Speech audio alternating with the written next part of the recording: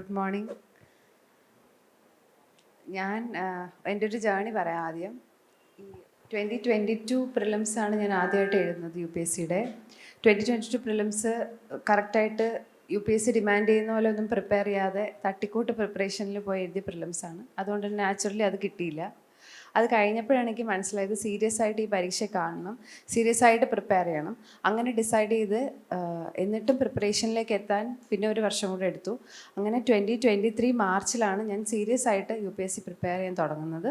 ഒരു PCM കോഴ്സിൽ enrol ചെയ്ത് ഡിലിജൻ്റ് ആയിട്ട് എൻ്റെ ജേർണി സ്റ്റാർട്ട് ചെയ്യുന്നത്.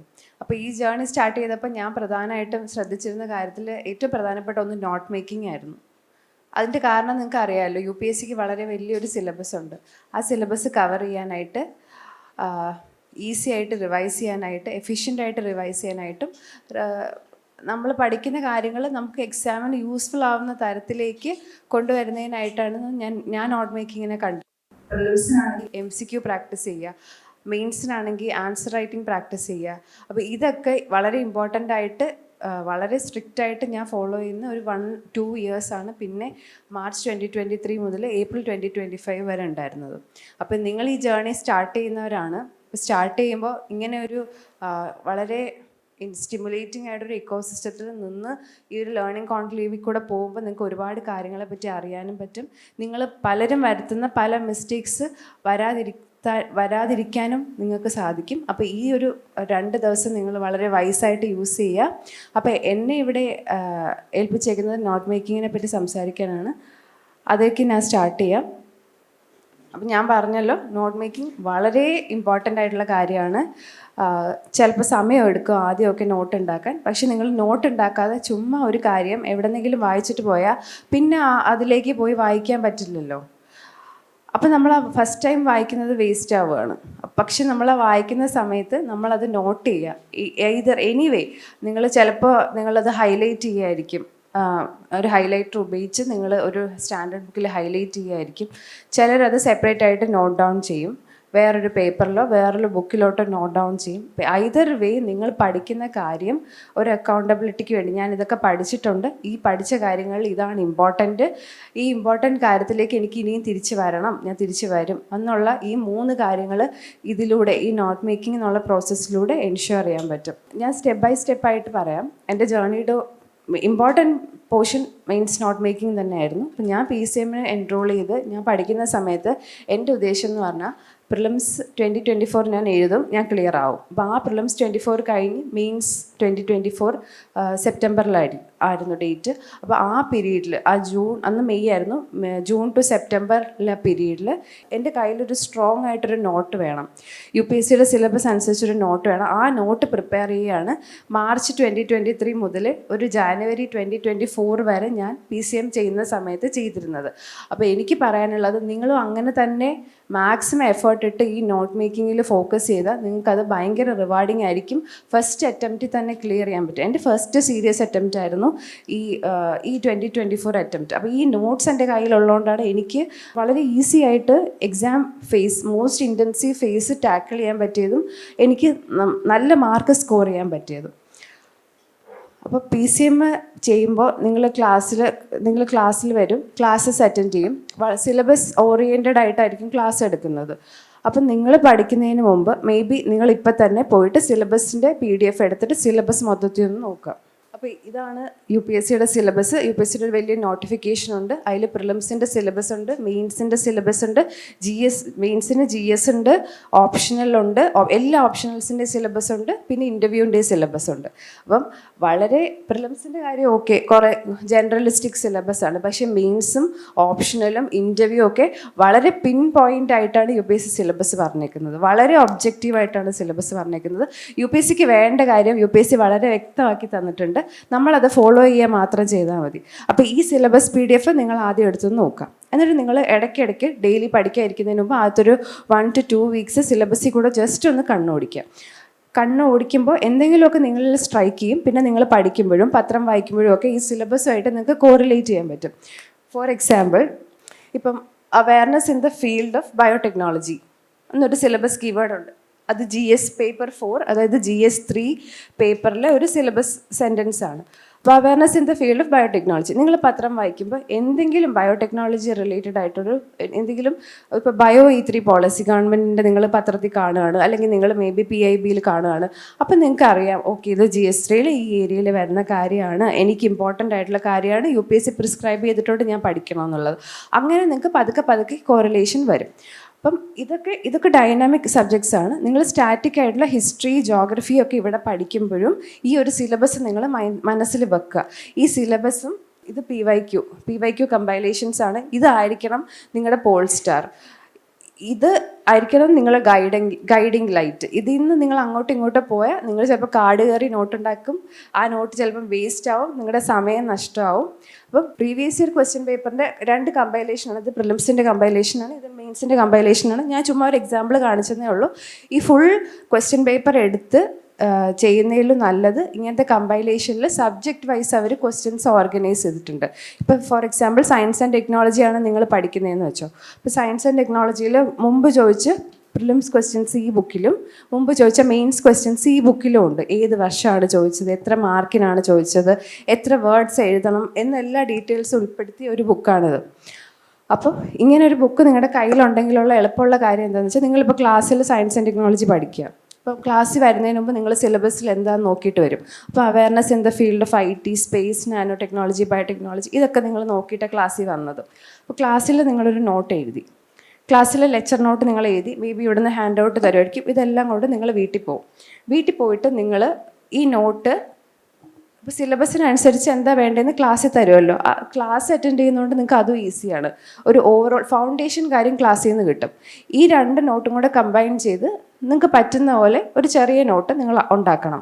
മേ ബി ഹാൻഡ് ഔട്ടിലേക്ക് നിങ്ങളുടെ ലെക്ചർ നോട്ടിലെ കണ്ടൻറ്റ് ആഡ് ചെയ്യുക, അല്ലെങ്കിൽ ഹാൻഡ് ഔട്ട് ഹൈലൈറ്റ് ചെയ്യുക, അല്ലെങ്കിൽ ഇതിന്ന് സെപ്പറേറ്റ് ആയിട്ട് എഴുതി വയ്ക്കുക. ഏത് നിങ്ങളുടെ സ്ട്രെങ്ത് അനുസരിച്ചിട്ട് ഒരു സ്ട്രാറ്റജി നിങ്ങൾ തന്നെ ഡിവൈസ് ചെയ്തിട്ട് അത് നിങ്ങൾ ഫോളോ ചെയ്യുക. അപ്പോൾ ഈ നോട്ട് ഉണ്ടാക്കിയിട്ട് ഈ ബുക്ക് ഓപ്പൺ ചെയ്യണം. മെയിൻസിൻ്റെ ബുക്ക് ഓപ്പൺ ചെയ്തിട്ട് സയൻസ് ആൻഡ് ടെക്നോളജി, ഇപ്പം അന്ന് പഠിച്ചത് നാനോ ടെക്നോളജി ആണെങ്കിൽ നാനോ ടെക്നോളജിയിൽ ഏത് ക്വസ്റ്റ്യനാണ് വന്നിട്ടുള്ളത്, 1-2 ക്വസ്റ്റ്യനേ വന്നിട്ടുള്ളൂ എന്ന് തോന്നുന്നു. ആ ക്വസ്റ്റ്യൻ നോക്കിയിട്ട് എൻ്റെ നോട്ടിലെ കണ്ടൻറ്റ് എനിക്ക് അത് വെച്ചിട്ട് എനിക്ക് ഈ ക്വസ്റ്റ്യൻ ആൻസർ എഴുതാൻ പറ്റുമോ എന്ന് നോക്കണം. പറ്റുന്നില്ല എന്നാണ് തോന്നുന്നതെങ്കിൽ എന്താ, എൻ്റെ നോട്ട് പോരാ, UPSCയുടെ ഡിമാൻഡ് എൻ്റെ നോട്ട് അഡ്രസ്സ് ചെയ്യാൻ പറ്റുന്നില്ല. മേ ബി എൻ്റെ നോട്ട് കുറച്ചും കൂടെ ലെവൽ കുറവാണ്, ഭയങ്കര ഫൗണ്ടേഷണൽ നോട്ടാണ്, UPSC ചോദിച്ച ആപ്ലിക്കേഷൻ്റെ തലത്തിലേക്ക് ഉയരാൻ എൻ്റെ നോട്ട്സിനായിട്ടില്ല. അപ്പോൾ എന്താ ചെയ്യേണ്ടത് വെച്ചാൽ, അപ്പം നിങ്ങൾ നെറ്റിൽ സെർച്ച് ചെയ്തിട്ട് എവിടെയാണ് ലാക്കിംഗ് എന്ന് നോക്കി ആ കാര്യങ്ങളും കൂടെ നിങ്ങളുടെ നോട്ടിലോട്ട് ആഡ് ചെയ്യുക. അത്രയും ചെയ്താൽ മതി. ഇനി കൂടുതൽ എക്സ്ട്രാപ്പുലേറ്റ് ചെയ്ത് ഇപ്പോൾ നാനോ ടെക്നോളജി ചോദിച്ചു, അപ്പോൾ ഇനി നാനോ ടെക്നോളജിയുടെ AIയുടെ ആപ്ലിക്കേഷൻ UPSC ചോദിക്കുന്നു, അങ്ങനെ എത്രയൊന്നും നിങ്ങൾ പോകണ്ട. ഇത്രയും ലെവൽ ഈ ക്ലാസ് റൂം ഫൗണ്ടേഷൻ കോഴ്സ് ചെയ്യുമ്പോൾ വേറെ മിനിമം നിങ്ങൾ ചെയ്തിരിക്കണം. ഡെയിലി ചെയ്യേണ്ട ഒരു എക്സസൈസാണിത്. നിങ്ങൾ ഡെയിലി എത്രത്തോളം ടൈം ഇതിലേക്ക് ഇൻവെസ്റ്റ് ചെയ്യുന്നോ അത്രത്തോളം നിങ്ങളുടെ ഫർദർ ജേർണി സിംപ്ലിഫൈ ആവും. നിങ്ങളുടെ ഫസ്റ്റ് അറ്റംപ്റ്റിൽ തന്നെ നിങ്ങൾക്ക് ക്ലിയർ ചെയ്യാനായിട്ട് ഇത് നിങ്ങളെ സഹായിക്കും. അപ്പോൾ ഈ ഒരു കാര്യം സിലബസും പ്രീവിയസ് ഇയർ ക്വസ്റ്റ്യൻ പേപ്പറും അലൈൻഡ് ആയിട്ട് നോട്ട്സ് ഉണ്ടാക്കി മുമ്പോട്ട് പോകണം. അപ്പോൾ അതാണ് എനിക്ക് ഈ 2 സ്ലൈഡ് കാണിച്ചുകൊണ്ട് പറയാനുള്ളത്. ഇപ്പോൾ GS3 ഞാൻ നേരത്തെ പറഞ്ഞ അതേ സിലബസ് സെൻറ്റൻസ് ആണിത്. അപ്പോൾ ഇതാണ് സിലബസ് കീവേഡ്. ഇതിൽ awareness in the field of certain emerging technologies. ഞാനിപ്പോൾ ആർട്ടിഫിഷ്യൽ ഇൻ്റലിജൻസ് എന്നൊരു ടോപ്പിക്കിൽ നോട്ട്സാണ് കാണിക്കാൻ പോണത്. അപ്പോൾ അതുകൊണ്ട് ഞാൻ ആർട്ടിഫിഷ്യൽ ഇൻ്റലിജൻസ് എന്നുള്ള ടോപ്പിക്ക് പഠിക്കുവാണ്, അല്ലെങ്കിൽ ക്ലാസ്സിലെടുത്തു, ആ ദിവസം ഞാൻ ചെയ്യുന്ന കാര്യം ഞാൻ ആദ്യം പോയിട്ട് സിലബസ് നോക്കും. അപ്പോൾ ഇതിൽ ആർട്ടിഫിഷ്യൽ ഇൻ്റലിജൻസ് ഒന്നുമില്ല, പക്ഷേ awareness in the fields of IT എന്നുണ്ട്. മേ ബി ITയുടെ അന്ന് ആർട്ടിഫിഷ്യൽ ഇൻ്റലിജൻസ് ഇല്ലാത്തതുകൊണ്ടായിരിക്കും സിലബസിൽ അത് വരാത്തത്. അപ്പോൾ സിലബസിൽ റെലവൻ്റ് ആണ്, എക്സ്പ്ലിസിറ്റ്ലി റെലവൻ്റ് അല്ല. അപ്പം ഞാൻ PYQ എടുത്ത് നോക്കുമ്പോൾ ചോദിച്ചിരുന്നു 2023 introduce the concept of artificial intelligence, how AI help in clinical diagnosis. കണ്ടോ, ഇതൊരു വെറും ഫൗണ്ടേഷണൽ നോട്ട് കൊണ്ട് മാത്രം എഴുതാൻ പറ്റില്ല. മേ ബി ഫൗണ്ടേഷണൽ നോട്ട് കൊണ്ട് നിങ്ങൾക്ക് ആർട്ടിഫിഷ്യൽ ഇൻ്റലിജൻസ് എന്താണെന്ന് എക്സ്പ്ലെയിൻ ചെയ്യാൻ പറ്റും. പക്ഷേ ക്ലിനിക്കൽ ഡയഗ്നോസിസ്, ഹെൽത്തിൽ മാത്രമല്ല ഡയഗ്നോസ്റ്റിക്സിൽ എങ്ങനെ AI ഹെൽപ്പ് ചെയ്യുന്നു, ഇത് 15 മാർക്കറാണോ 10 മാർക്കറാണോ എന്നറിയില്ല. മിനിമം ഒരു 3-4 പോയിന്റ്, 4-5 പോയിന്റ് ഈ ഒരു ഹെഡിങ്ങിനടിയിൽ എഴുതാൻ കണ്ടന്റ് വേണമല്ലോ. അപ്പോൾ അതുകൊണ്ട് AI ഇമ്പോർട്ടൻ്റ് ആണ്. അപ്പോൾ AI കുറച്ചുകൂടെ ഡെപ്തിൽ UPSC ചോദിക്കുന്നുണ്ടെന്ന് മനസ്സിലാക്കി. പിന്നെ essay പേപ്പർ നോക്കിയപ്പോൾ ഡയറക്റ്റായിട്ട് essay എന്നൊരു essay ആർട്ടിഫിഷ്യൽ ഇൻ്റലിജൻസിൻ്റെ കാര്യങ്ങൾ വെച്ചിട്ട് ഒരു essay തന്നെ ചോദിച്ചിട്ടുണ്ട്. ഈ ഒരു ടോപ്പിക് ഇമ്പോർട്ടൻ്റ് ആണ്. പിന്നെ നമ്മൾ പത്രം വായിക്കും. പത്രം വായിക്കുമ്പോൾ ഡെയിലി ഇതിങ്ങനെ പത്രത്തിൽ കാണുന്ന കാര്യമാണ് AIയുടെ ഓരോ കാര്യങ്ങളും. ബിക്കോസ് എല്ലാ ഓൾട്ടർനേറ്റ് ഡേയ്സിലും AIയുടെ ഓരോ ആർട്ടിക്കിൾ എഡിറ്റോറിയലിൽ ഉണ്ടാവും. അപ്പോൾ അതുകൊണ്ട് AI വളരെ ഇമ്പോർട്ടൻ്റ് ആണെന്ന് മനസ്സിലാക്കി. ഇത്രയും UPSC ചോദിച്ചിട്ടുള്ളൂ. ഞാൻ കണ്ടതിൽ ഇത്രയും ചോദിച്ചിട്ടുള്ളൂ. ഇനി ഉണ്ടോ എന്ന് എനിക്കറിയില്ല. അപ്പോൾ ഈ ഒരു കാര്യം എൻ്റെ മനസ്സിൽ വെച്ചിട്ട് ഞാൻ നോട്ട് ഉണ്ടാക്കാൻ തുടങ്ങും. ഇതാണ് എൻ്റെ ആർട്ടിഫിഷ്യൽ ഇൻ്റലിജൻസിൻ്റെ നോട്ട്. ഇപ്പം ഞാൻ പറഞ്ഞ ജോഗ്രഫി, ഹിസ്റ്ററി, പൊളിറ്റി പോലുള്ള സ്റ്റാൻഡേർഡ് ബുക്സുള്ള സ്റ്റാറ്റിക് സോഴ്സ്, സ്റ്റാറ്റിക് സബ്ജക്ട്സ് ഒക്കെ ഞാൻ ഹാൻഡ് റിട്ടൺ ആയിട്ടാണ് നോട്ട് PCM പഠിക്കുമ്പോഴേ എഴുതിയിരുന്നത്. പക്ഷേ ഇങ്ങനത്തെ AI പോലെ, ക്ലൈമറ്റ് ചേഞ്ച് പോലെ, ഡിസാസ്റ്റർ മാനേജ്മെൻറ്റിലെ ഫ്ലഡ് ഒക്കെ പോലെ ഡൈനാമിക് ആയിട്ടുള്ള ടോപ്പിക്കാണെങ്കിൽ ഞാൻ OneNote എന്നൊരു സോഫ്റ്റ്വെയർ, ഒരു ആപ്പുണ്ട്, അതിലായിരുന്നു നോട്ട് ഉണ്ടാക്കിയിരുന്നത്. അതിൻ്റെ പ്രത്യേകത എന്ന് വെച്ചാൽ നമുക്ക് അഡീഷനും സബ്ട്രാക്ഷനും ഒക്കെ ഈസി ആയിട്ട് ചെയ്യാം. ഇപ്പോൾ നോട്ടിൽ ഞാൻ AI-യുടെ ആപ്ലിക്കേഷൻ എക്കണോമിക്സിൽ AI-യുടെ ആപ്ലിക്കേഷൻ കുറച്ച് 2 പോയിന്റ് എഴുതിയിട്ട് അടുത്ത പോയിന്റ് സ്റ്റാർട്ട് ചെയ്യുമല്ലോ. പിന്നെ പോയി ആഡ് ചെയ്യാനായിട്ട് പെൻ ആൻഡ് പേപ്പർ നോട്ടിലാണെങ്കിൽ പറ്റത്തില്ലല്ലോ. അതുകൊണ്ടാണ് ഇങ്ങനെയുള്ള ടോപ്പിക്സ് ഞാൻ OneNote പ്രിപ്പയർ ചെയ്തത്. ഇതെൻ്റെ ഫൗണ്ടേഷൻ നോട്ടാണ്, അതുകൊണ്ടാണ് ഇത്രയും വലുതായിട്ടിരിക്കുന്നത്. പിന്നെ നിങ്ങൾ ഡേറ്റ് നോക്കൂ. ഞാൻ 27 മാർച്ച് 2023 ഈ നോട്ട് സ്റ്റാർട്ട് ചെയ്തത്. അതാണ് അവിടെ ആ ഡേറ്റ് കിടക്കുന്നത്. അതായത് ഞാൻ മാർച്ച് 15 PCM ജോയിൻ ചെയ്യുന്നത്. മേ ബി മാർച്ച് 27 ആദ്യത്തെ ആർട്ടിക്കിൾ ഞാൻ പത്രത്തിൽ കാണുന്നത്. അപ്പോൾ എന്തോ ഒരു ചെറിയ പോയിന്റ് എനിക്ക് എഴുതാനുണ്ട്. ഈ മൊത്തം അന്ന് എഴുതിയതല്ല കേട്ടോ, ഏതോ ഒരു ചെറിയ പോയിന്റ് എവിടെയോ ഒരു സെൻറ്റൻസ് വല്ലതും എഴുതിയിട്ടുണ്ടാവും. പിന്നെ ഈ ക്വസ്റ്റ്യൻ വായിക്കുമ്പോഴാണ് ഇപ്പം ഹെൽത്തിൽ ക്ലിനിക്കൽ ഡയഗ്നോസിസ് എന്നൊരു ടോപ്പിക്ക് UPSC എടുത്ത് ചോദിച്ചിട്ടുണ്ട്. അപ്പോഴാണ് മനസ്സിലായത് ഇങ്ങനെ ഇറങ്ങി ചെന്ന് ഇൻ ഡെപ്തിൽ UPSC ചോദിക്കുന്നുണ്ടെന്ന്. അപ്പോൾ ഈ AI-യുടെ യൂസസ് എന്നൊരു സബ് ഹെഡിങ്ങിൽ പോയിന്റ്സ് ഇങ്ങനെ ഓരോ ഡയമെൻഷൻസിലും എഴുതുമ്പോൾ എൻ്റെ 8th പോയിന്റ് ഹെൽത്താണ്. ഹെൽത്തിലെ AI-യുടെ ആപ്ലിക്കേഷൻസ് ആണ്. ഇത് ഈ പത്രത്തിൽ നിന്നും എവിടെന്നെങ്കിലുമൊക്കെ കിട്ടുന്നത് അപ്പോൾ എഴുതി വെക്കുന്നതാണ് ഇത്രയും പോയിന്റ്സ് ഒന്നും എനിക്ക് ഓർമ്മയുണ്ടാവുന്നില്ല. പക്ഷേ എനിക്ക് കണക്ട് ചെയ്യാൻ പറ്റുന്ന കുറച്ച് സ്റ്റാൻഡ് ഔട്ട് ആവുന്ന പോയിന്റ്സ് എല്ലാം എഴുതി വയ്ക്കും. പിന്നെ അപ്പോൾ ഹെൽത്തിൻ്റെ ഞാൻ എഴുതി വെച്ചു. അത് ഓൾറെഡി UPSC 2023 ചോദിച്ചു. അന്ന് ചോദിച്ചിട്ടുണ്ടായിരുന്നില്ല. ഞാൻ ഈ നോട്ട് സ്റ്റാർട്ട് ചെയ്യുമ്പോൾ മേ ബി ഹെഡിങ്ങേ കാണും. AI എന്താണ്, പിന്നെ AI-യുടെ യൂസ് എന്താണ്, AI-യുടെ ചലഞ്ചസ്, ഇങ്ങനത്തെ ബ്രോഡ് സബ് ഹെഡിങ്സേ കാണുള്ളൂ. ഇതിലേക്കുള്ള കണ്ടന്റ് ആഡ് ചെയ്യുന്നത് ഓവർ ദ കോഴ്സ് ഓഫ് ടൈമാണ്. പിന്നെ പത്രം വായിക്കുമ്പോഴും പിന്നെ ക്ലാസ് അറ്റൻഡ് ചെയ്യുമ്പോഴും ഒക്കെയാണ്. അപ്പം ഞാൻ പിന്നീട് ഈ ക്വസ്റ്റ്യൻ കണ്ടപ്പോൾ എനിക്ക് മനസ്സിലായി ഹെൽത്ത് UPSC ചോദിച്ചു. അത് ഞാൻ ഹെൽത്തിൽ കുറേ പോയിന്റ്സ് ആഡ് ചെയ്തു. അപ്പോൾ എല്ലാവരും പറയുമായിരുന്നു അഗ്രികൾച്ചർ അതുപോലെ ഇമ്പോർട്ടൻ്റ് ആണ്. അപ്പം അതുകൊണ്ട് നിങ്ങളെ കാണിക്കാനായിട്ട് എൻ്റെ 8th കഴിഞ്ഞ് 10th പോയിൻ്റാണ് അഗ്രികൾച്ചർ. അപ്പോൾ അഗ്രികൾച്ചറിൽ കുറച്ച് കിട്ടിയ കണ്ടൻറ്റ് എഴുതി വെച്ചിട്ടുണ്ട്. ഇതെല്ലാം എന്ന് പറഞ്ഞാൽ റിയൽ എക്സാമ്പിൾസ് ആണ്. AI-നെ എങ്ങനെയൊക്കെ അഗ്രികൾച്ചറിൽ ഉപയോഗിക്കുന്നു എന്നുള്ള റിയൽ എക്സാമ്പിൾസ് ആണ്. അപ്പോൾ അങ്ങനെയാണ് ഫൗണ്ടേഷൻ നോട്ട് പ്രിപ്പയർ ചെയ്ത് വന്നത്. അടുത്ത ഹെഡിങ് കൺസേൺസ്. ഇപ്പോൾ AI-യുടെ കണ്ടെക്സ്റ്റ്, ന്യൂസ്, എന്തെങ്കിലും സ്റ്റാറ്റ് ഉണ്ടെങ്കിൽ അത് എഴുതും. സ്റ്റാറ്റ് എന്ന് പറഞ്ഞാൽ സ്റ്റാറ്റിസ്റ്റിക്സ്, എന്തെങ്കിലും ഡേറ്റ അത് എഴുതും. പിന്നെ AI-യുടെ യൂസസ് എഴുതും. അത് പല ഫീൽഡിൽ എഴുതും, കാരണം UPSC പിൻ പോയിന്റ് ആയിട്ട് ചോദിക്കുന്നുണ്ട്. പിന്നെ കൺസേൺസ് എന്തൊക്കെയാണ്, ആ കൺസേൺസ് എഴുതും. ഇതൊരു essay ടോപ്പിക്കും കൂടെ ആയതുകൊണ്ട് കോട്ട്സോ അങ്ങനെ എന്തെങ്കിലും ഉണ്ടെങ്കിൽ അതെല്ലാം എഴുതി വയ്ക്കും. അത് കഴിഞ്ഞിട്ട് പിന്നെ ഇന്ത്യയുടെ പൊസിഷൻ ഇനിയുണ്ട് ഇല്ല, എന്നിട്ട് വേ ഫോർവേഡ്. ഇങ്ങനെയാണ് എൻ്റെ നോട്ട് പോണത്. എല്ലാ നോട്ടും ഇപ്പം നിങ്ങൾ ബിഗിനേഴ്സാണ്, ഞാൻ പറയുമ്പോൾ ചിലപ്പോൾ നിങ്ങൾക്ക് എക്സാക്ട്ലി കണക്ട് ചെയ്യാൻ പറ്റില്ല. പക്ഷേ GS2 നമ്മൾ സിലബസിന് നമ്മൾ ബ്രേക്ക് ഡൗൺ ചെയ്യുമ്പോൾ സോഷ്യൽ ജസ്റ്റിസ് എന്നൊരു ടോപ്പിക്കുണ്ട്. സോഷ്യൽ ജസ്റ്റിസിൽ വിമൺ അല്ലെങ്കിൽ സൊസൈറ്റിയിലും വരുന്ന ഒരു ടോപ്പിക്കാണ് വിമൺ. അപ്പോൾ ഇങ്ങനെ വിമൺ ആയാലോ, എഡ്യൂക്കേഷൻ ആയാലോ, ഹെൽത്ത് ആയാലോ, ഇങ്ങനെയുള്ള എല്ലാ ടോപ്പിക്കിലെയും നോട്ടിൻ്റെ ബ്രോഡ് ഹെഡിങ്സ് എന്ന് പറഞ്ഞാൽ കണ്ടെക്സ്റ്റ്, ഡേറ്റ, അതിൻ്റെ ഇപ്പോഴത്തെ കൺസേൺസ്, അതിൻ്റെ സൊല്യൂഷൻ, ഇന്ത്യയുടെ പൊസിഷൻ, ഇന്ത്യയുടെ എഫേർട്സ്, വേ ഫോർവേഡ്, കൺക്ലൂഷൻ. ഇങ്ങനെയായിരിക്കും എല്ലാ നോട്ടിൻ്റെ ഒരു ഫോർമാറ്റ്. അപ്പോൾ ഈ ഫോർമാറ്റിലേക്ക് പിന്നെ കിട്ടുന്നതനുസരിച്ച് ആഡ് ചെയ്യുക, അതാണ് ചെയ്യുന്നത്. അപ്പോൾ ഇങ്ങനെയാണ് ഫൗണ്ടേഷൻ നോട്ട്. ഇപ്പോൾ എക്സാമ്പിളായിട്ട് ഞാൻ ഡൈനാമിക്കലി പ്രിപ്പയർ ചെയ്ത ഒരു കറണ്ട് അഫയേഴ്സ് റെലവൻറ്റ് ടോപ്പിക്ക് നിങ്ങൾക്ക് കാണിച്ചതേ ഉള്ളൂ. ഇതൊന്നും ഒരു ദിവസം കൊണ്ട് പ്രിപ്പയർ ചെയ്തതല്ല. ഇത് എനിക്ക് തോന്നുന്നു ഇതിലേക്ക് അഡീഷൻ, ഇൻ്റർവ്യൂ ടൈം വരെ ഇതിലേക്കുള്ള അഡീഷൻ ചെയ്തിട്ടുണ്ട്. പിന്നെ ഇൻ്റർവ്യൂ ടൈമിൽ ഇപ്പം മെയിൻസ് ടൈമിൽ ഇതിൽ നിന്ന് ക്രിസ്പാക്കുക, ഇൻ്റർവ്യൂ ടൈമിൽ ഇൻ്റർവ്യൂ റെലവൻ്റ് ആയിട്ടുള്ള ടോപ്പിക്ക് സെപ്പറേറ്റ് ആയിട്ട് ഇതിൽ നിന്ന് എടുക്കുക. അപ്പോൾ ഇതായിരുന്നു ആ ഫൗണ്ടേഷൻ. അപ്പോൾ ഈ സംഭവം നിങ്ങൾക്ക് മനസ്സിലായല്ലോ. നിങ്ങൾ നോട്ട് ഉണ്ടാക്കുമ്പോൾ കാർഡ് കയറി പോകാതിരിക്കാൻ പ്രീവിയസ് ഇയർ ക്വസ്റ്റ്യൻ പേപ്പറും സിലബസും കരുതുക. പിന്നെ നിങ്ങൾ ക്ലാസ് അറ്റൻഡ് ചെയ്യുമ്പോൾ തന്നെ ആ ഒരു ഫൗണ്ടേഷനും ഓവർവ്യൂ നിങ്ങൾക്ക് ക്ലാസ്സിൽ നിന്ന് തന്നെ കിട്ടും. അപ്പോൾ അതിനെ ബേസ് ചെയ്ത് നോട്ട് ഉണ്ടാക്കുമ്പോൾ പലയിടത്തും സ്കാറ്റേഡായി കിടക്കുന്ന റിസോഴ്സസ് ഒരിടത്ത് വരാനും നിങ്ങൾക്ക് ആ ഒരു വിഷ്വൽ മെമ്മറി വരാനും ഒക്കെ നിങ്ങളെ ഹെൽപ്പ് ചെയ്യും. അപ്പോൾ അതാണ് എൻ്റെ ഫൗണ്ടേഷൻ നോട്ട്. ഇങ്ങനെയായിരുന്നു. ഇനി പ്രിലിംസിലേക്ക് വരുമ്പോഴത്തേക്കും ഈ ഒരു ഫൗണ്ടേഷൻ നോട്ട് ഹിസ്റ്ററി, ജോഗ്രഫി എല്ലാ സബ്ജക്ട്സിനും ഉണ്ട്. അപ്പോൾ പ്രിലിംസിലേക്ക് വരുമ്പോൾ പ്രിലിംസ് റെലവൻ്റ് ആയിട്ടുള്ള കാര്യങ്ങൾ മാത്രം പിക്ക് ചെയ്ത്, ഞാൻ മറന്നു പോകുന്ന കാര്യങ്ങൾ മാത്രം ഇങ്ങനെ ഫോട്ടോ എടുത്തോ അല്ലെങ്കിൽ സ്ക്രീൻഷോട്ട് എടുത്തോ ഒക്കെ വൺ നോട്ടിൽ പേസ്റ്റ് ചെയ്ത് വെക്കും. ഈ ലാസ്റ്റ് പ്രിലിംസിൻ്റെ ടൈമിലൊന്ന് റിവൈസ് ചെയ്യും. ഇപ്പോൾ ഹിസ്റ്ററി ആണെങ്കിൽ ടൈം ലൈൻ പേപ്പറിൽ വരച്ചിട്ട് അത് റിവൈസ് ചെയ്യാനായിട്ട് അങ്ങനെയായിരുന്നു ചെയ്തുകൊണ്ടിരുന്നത്. അപ്പോൾ ഈ ഫൗണ്ടേഷൻ നോട്ട് നമ്മുടെ അംബ്രല്ല അതിൽ നിന്ന് നമുക്ക് പിക്ക് ചെയ്ത് ചൂസ് ചെയ്ത് പ്രിലിംസ് PYQ ഒക്കെ നോക്കുമ്പോൾ പ്രിലിംസിന് റെലവൻ്റ് ആയിട്ടുള്ള പോയിന്റ്സ് മാത്രം ഇങ്ങനെ എഴുതി വയ്ക്കും.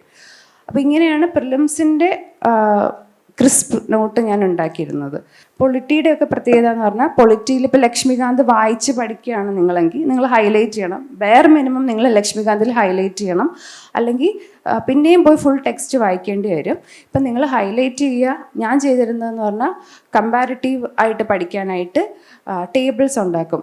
ഇത് റിറ്റ്സിൻ്റെ ടേബിളാണ്, ഇതുപോലെ തന്നെ മെജോറിറ്റീസിൻ്റെ ഒരു ടേബിളാണ്. അപ്പോൾ ടേബിൾ ഉണ്ടാക്കി പഠിക്കുമ്പോൾ ഈ വളരെ കൺഫ്യൂസിങ് ആയിട്ടുള്ള പ്രിലിംസ് ക്വസ്റ്റ്യൻസ് ഒക്കെ സോൾവ് ചെയ്യാൻ പറ്റും. അപ്പോൾ പാർലമെൻറ്റ് എന്ന് പറഞ്ഞ ടോപ്പിക്കിൽ നിന്ന് മാത്രം 7-8 ക്വസ്റ്റ്യനൊക്കെ ചോദിക്കുന്നുണ്ട് ഒരു പ്രിലിംസിന്.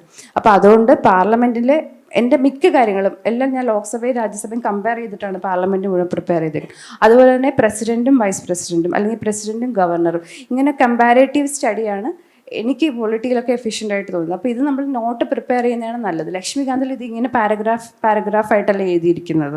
ഇങ്ങനെയാണ് എൻ്റെ പ്രിലിംസിൻ്റെ നോട്ട് പോയത്. ഇതിൻ്റെ മെയിൻ കണ്ടന്റ് എല്ലാം ഇത് ലക്ഷ്മികാന്തിൻ്റെ ഫോട്ടോ ആണ്, ലക്ഷ്മികാന്തിലുണ്ട്, അല്ലെങ്കിൽ എൻ്റെ നോട്ടിൽ ഫൗണ്ടേഷൻ നോട്ടിലുണ്ട്. അതിന് കുറച്ചുകൂടെ ക്രിസ്പിയർ ആക്കി പ്രിലിംസിൻ്റെ 2 ആഴ്ച മുമ്പൊക്കെ വായിക്കാൻ പറ്റുന്ന തരത്തിലേക്ക് ആക്കുന്നതാണ് ഈ പ്രിലിംസ് നോട്ട്സ്. ഇനിയാണ് ഡീൽ മേക്കർ, അതായത് മെയിൻസ് നോട്ട്. ഈ സാധനം ഉണ്ടാക്കാൻ വേണ്ടിയിട്ടാണ് ഞാൻ ഈ PCM ചെയ്യുന്ന ടൈമിൽ ഇത്ര എലാബറേറ്റ് ആയിട്ട് ഫൗണ്ടേഷൻ നോട്ട്സ്, എലാബറേറ്റ് അല്ല, PYQനോട് അലൈൻ ചെയ്ത് സിലബസിനോട് അലൈൻ ചെയ്തിട്ടുള്ള ഫൗണ്ടേഷൻ നോട്ട്സ് ഉണ്ടാക്കിയത്. ഇപ്പോൾ ആ കാണിച്ച AIയുടെ ആ 1 നോട്ടിൽ അത് കുറേ ഉണ്ട്, അത്യാവശ്യം കുറേ ഉണ്ട്. അത് ഇത്രയാക്കി മെയിൻസിൻ്റെ ടൈമിൽ. അപ്പോൾ AIയുടെ അതിനകത്ത് കണ്ട യൂസസ്, അതിൽ ഓരോ സെക്ടറിലെ യൂസസാണ് ഇവിടെ നോട്ട് ചെയ്തേക്കുന്നത്. ഞാനത് കുറച്ച് പ്രാവശ്യം റിവൈസ് ചെയ്തിട്ടുള്ളതുകൊണ്ട് എനിക്കറിയാം. അപ്പോൾ എനിക്ക് മാത്രം മനസ്സിലാവുന്ന 1 വേർഡും ഷോർട്ട് ഫോംസും ഒക്കെയാണിത്. അപ്പോൾ ഓരോ ഫീൽഡിലെയും അഗ്രികൾച്ചറിൽ ഞാൻ കാണിച്ചില്ലേ, ആ സാധനം ഇവിടെ എഴുതിയിട്ടുണ്ട്. ഹെൽത്തിലത് ഇവിടെ എഴുതിയിട്ടുണ്ട്. അപ്പോൾ ഹെൽത്തിൽ ഇൻഫർമേഷൻ, ഹെൽത്തിൽ ഡയഗ്നോസിൽ എങ്ങനെ ഹെൽപ്പ് ചെയ്യുന്നു, ട്രീറ്റ്മെൻറ്റിൽ എങ്ങനെ ഹെൽപ്പ് ചെയ്യുന്നു, പ്രഡിക്ഷൻ എങ്ങനെ ഹെൽപ്പ് ചെയ്യുന്നു, അങ്ങനെ ഓരോരോ കാര്യങ്ങൾ നോട്ട് ചെയ്തിട്ടുണ്ട്. പിന്നെ അത് കഴിഞ്ഞിട്ട് ചലഞ്ചസ് അത് എഴുതിയിട്ടുണ്ട്, വേ ഫോർവേഡ്. ഇതെല്ലാം ആ നോട്ടിലെ കാര്യങ്ങളാണ് കുറച്ച് എലാബറേറ്റ് ആയിട്ട് എഴുതിയിട്ടുള്ളത്. ഇതിലേക്ക് വന്നപ്പോൾ ക്രിസ്പാക്കി. അപ്പോൾ അത്രയും വായിക്കുന്നതിന് വരെ മെയിൻസ് ടൈമിൽ ഞാൻ മെയിൻസിൻ്റെ ഓരോ വീക്കും, ഇപ്പം ഒരു വീക്കിൽ ഒരു ദിവസം സയൻസ് ആൻഡ് ടെക്നോളജിയാണ് പഠിക്കുന്നതെങ്കിൽ സയൻസ് ആൻഡ് ടെക്നോളജിയുടെ എൻ്റെ ഈ വലിയ ഫൗണ്ടേഷൻ നോട്ട് എടുത്തിട്ട് അതിൽ നിന്ന് ചെറിയ ഇങ്ങനെ എനിക്ക് മനസ്സിലാവാൻ പറ്റുന്ന രീതിയിൽ എഴുതും. ഇപ്പോൾ എഴുതുമ്പോൾ എൻ്റെ റിവിഷനും കൂടെ നടക്കും. പിന്നെന്താ, എനിക്ക് ആ വീക്കിലെ സെക്ഷണൽ ടെസ്റ്റ് സൺഡേ ആണെങ്കിൽ സാറ്റർഡേ ഇത് ഫുൾ ഒന്ന് റിവൈസ് ചെയ്യാനായിട്ടുള്ള ഷോർട്ട് നോട്ട് കിട്ടി. അപ്പോൾ ഇതായിരുന്നു എൻ്റെ നോട്ട്. ഈ സാധനമാണ് ഞാൻ അപ്പം റിവൈസ് ചെയ്ത് പിന്നെ ഓരോ ഫുൾ ടെസ്റ്റ് മുമ്പും റിവൈസ് ചെയ്തിട്ട് പോകും. പിന്നെ ഫൈനലി UPSC എക്സാമിന് മുമ്പ് റിവൈസ് ചെയ്യണം. അപ്പോൾ മിനിമം 4-5 തവണ ഒരു നോട്ട് എഴുതി ഓരോ കാര്യങ്ങളും റിവൈസ് ചെയ്തിട്ട് പോകാൻ പറ്റിയത് ഈ ഒരൊറ്റ പേജ്. ഒരു പേപ്പറാണല്ലോ, ഈ ഒരൊറ്റ പേപ്പർ നോട്ടായതുകൊണ്ട് AI പോലെ ഇത്രയും വാസ്റ്റായിട്ടൊരു ടോപ്പിക്കിന് ഒരു പേജ് നോട്ടാക്കാൻ പറ്റും. പിന്നെ AIയുടെ എക്സാമ്പിൾ ഞാൻ നിങ്ങൾക്ക് കാണിച്ചതിന് വേറൊരു കാര്യം കൂടെ ഉണ്ട്. ഇപ്പോൾ AIയെ ഡയറക്റ്റായിട്ട് UPSC ചോദിച്ചില്ലെങ്കിലും ഏതൊരു ക്വസ്റ്റ്യനിലും, മിക്ക ക്വസ്റ്റ്യനിലും ടെക്നോളജി എന്നൊരു ഡയമെൻഷൻ ആൻസറിൽ കൊണ്ടുവരാൻ പറ്റും.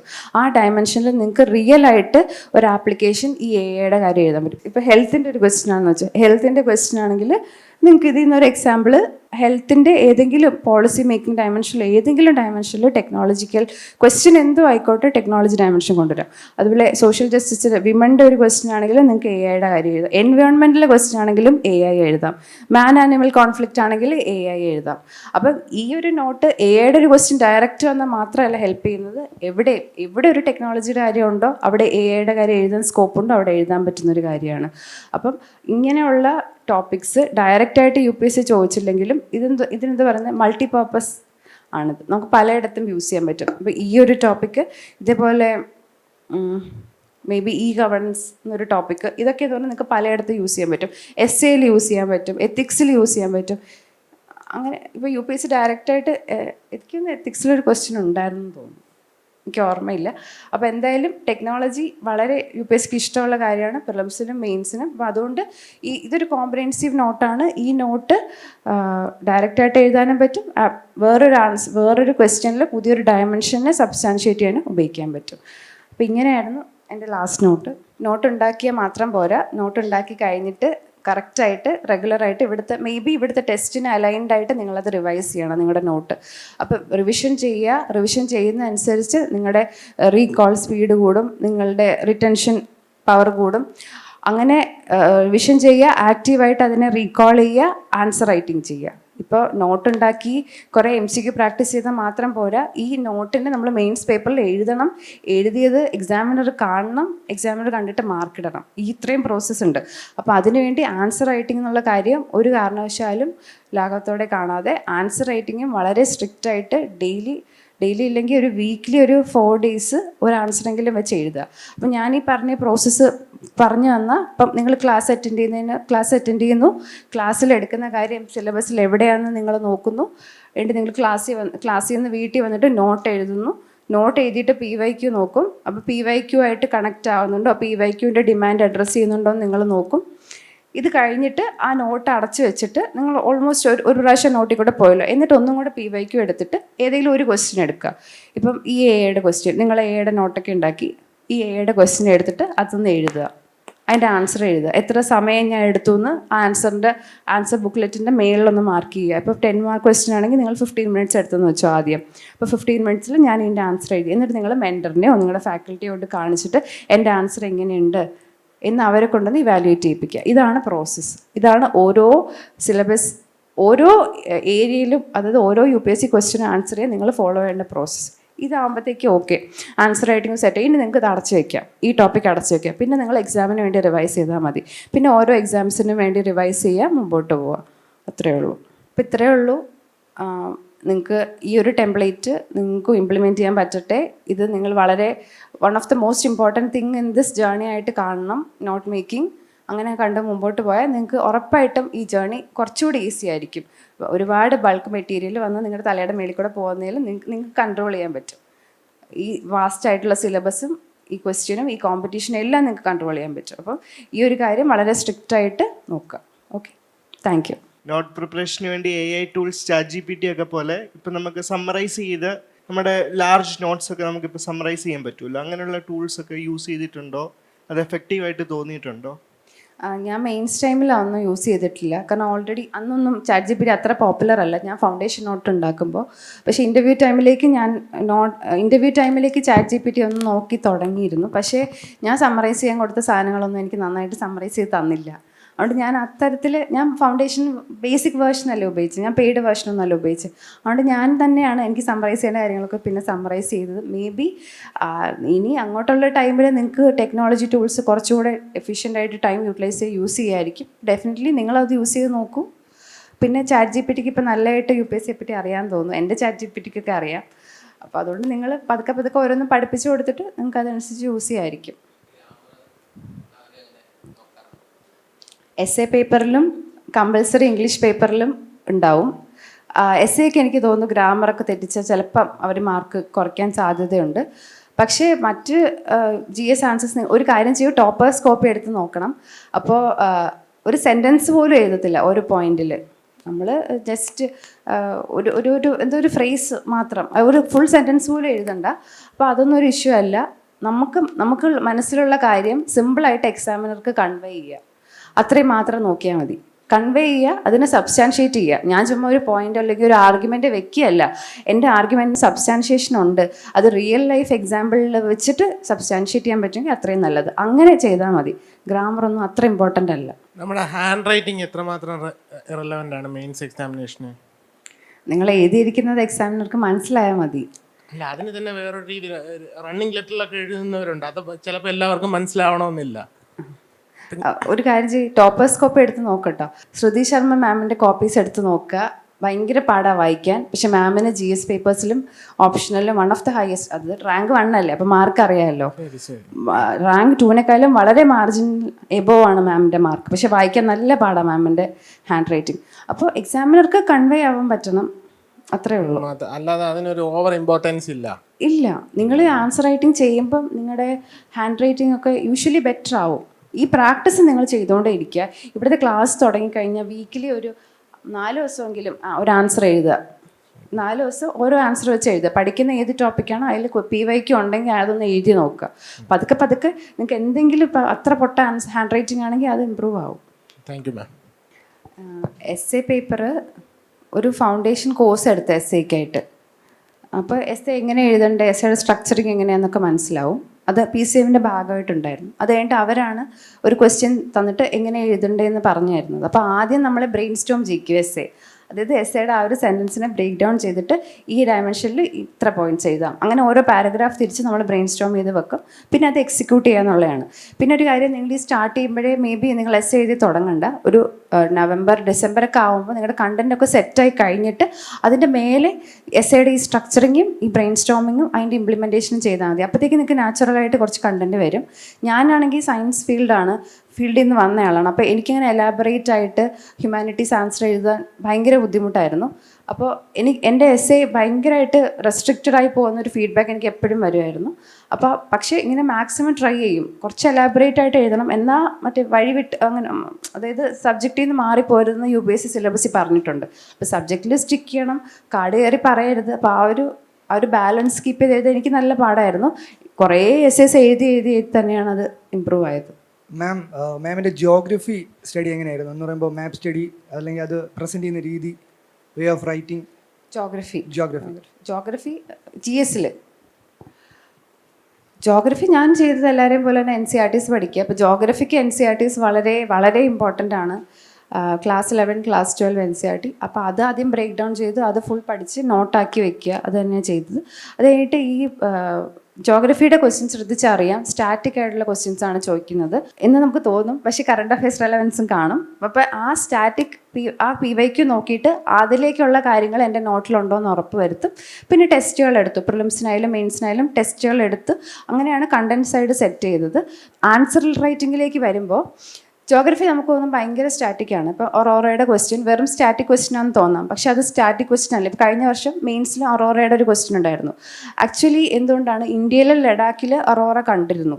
അപ്പോൾ മേ ബി അതുകൊണ്ടായിരിക്കും ആ ക്വസ്റ്റ്യൻ വന്നത്. അപ്പോൾ ആ ഒരു റെലവൻസ്, കറണ്ട് അഫയേഴ്സ് റെലവൻസ് ഇൻട്രൊഡക്ഷനിലോ കൺക്ലൂഷനിലോ എഴുതാൻ പറ്റണം.